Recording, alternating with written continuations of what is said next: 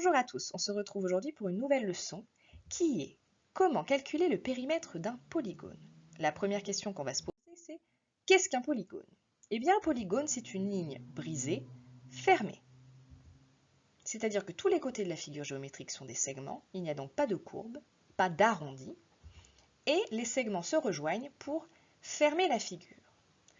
Si l'on regarde les formes qui sont en bas à gauche de l'écran, on constate qu'il y a des arrondis, qu'il y a des courbes, et qu'en plus, certaines figures, bien qu'il y ait des segments, eh bien ces segments ne se rejoignent pas pour fermer la figure. Les figures sont ouvertes, donc ce ne sont pas des polygones.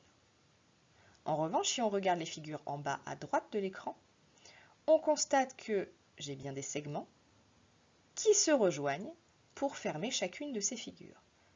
Ce sont donc des polygones. Un petit point vocabulaire. Je vais prendre un carré. Mon carré a des segments qui se rejoignent pour fermer la figure. Donc mon carré est bien un polygone.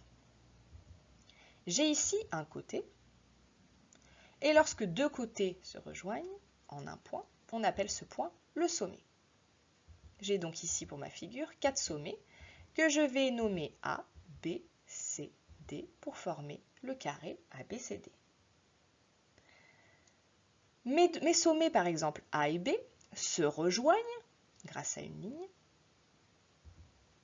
et on va appeler ce segment AB. Et on l'écrit entre crochets, car si l'on met des parenthèses, cela devient une droite, sauf qu'une droite est infinie. Elle n'a pas de début ni de fin, comme ici avec le point A et le point B. Ce polygone a donc 4 côtés et 4 sommets. Deuxième question qu'on va se poser, maintenant qu'on a trouvé ce qui était un polygone, on va définir qu'est-ce qu'un périmètre. Eh bien un périmètre, c'est la longueur du contour d'une figure géométrique. Et pour calculer ce périmètre, on additionne, on ajoute la longueur de tous les côtés de la figure. On va prendre par exemple ici une figure A et une figure B. Et on va se demander quelle figure a le plus grand périmètre. Donc pour ça, on va additionner chacun des côtés de chacune des figures. Pour la figure A, on va faire 2 plus 4 plus 2 plus 4. Ça nous donne un total de 12 carreaux. Le périmètre de la figure A est donc de 12 carreaux. On va faire maintenant pareil pour la figure B.